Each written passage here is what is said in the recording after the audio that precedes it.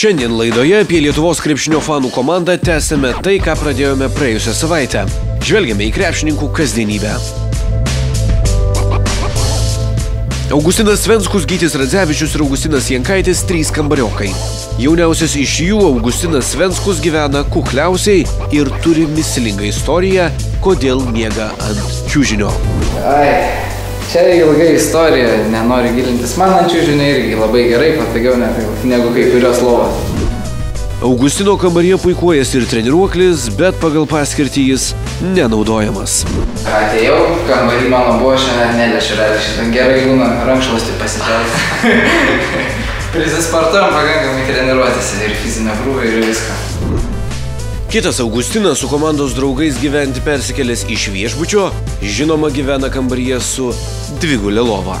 Aš to tikrai galiu didžiuotis, kad turiu didelę patogią lovą, ko apie kitus negalim pasakyti. Viešbutį irgi buvo labai geros sąlygos, viskas patiko, bet, žinot, vis tiek trumpesniam laikui, tai gal viešbutį gerai, kai viską tvarko, kai viskas yra gerai, tvarkinga, bet vis tiek ilgesniam laikui čia, jeigu apsistojus, tai reikia kažkokio tai savo kampučio. Beje, grįžkime prie praėjusioje laidoje paliestos skolų istorijos. A čia už skolas, kaip sakom, buvo televizorius pas mane, bet tada atėjo Gytis, tai buvau skolingas 5 eurus, tai paėmė televizorių, įsinešė pas save į kambarį, pamatysit paskui kaip tenai. Žiūrim. Žiūrėt, čia tas, kur iš Augustino? Jo, biškį skolai. 5 eurus buvo, tai išmušėm. Muzikos įsijungiam, pasiklausom. Prieš miegą ryte. Ir jau nejungsim, nes kaimynai dar, žinai, ateis, tai gal negerai bus. Jau teko susidurt su kaimynu?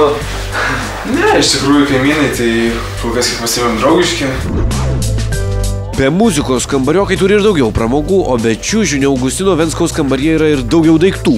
Pavyzdžiui, žaidimo konsolė, kurią labiausiai pamėgę abu Augustinai, Gytį dažniausiai paliekantys stebėti. Ne, mes iš jį pačiužinį.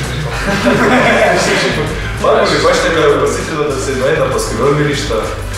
Bet kartais, kam tikrai pakraunu, tai vat jam, bet galiu dar pasakyti, kad nepralošiu šitam, bet kol čia esame. Ai, nepralošiu, serijai. Užuokio, kas buvo. Serijai, išsiūrėjau dar galiu, žaidžiam, tai dar nebuvau pralošęs. Krepšininkai tiesa randa ir kitų azartą keliančių veiklų, bet apie jas, apie tai, kas laimėjo kambariokų mačą ir apie ką tik prabėgusią Valentino dieną, jau kitose laidose.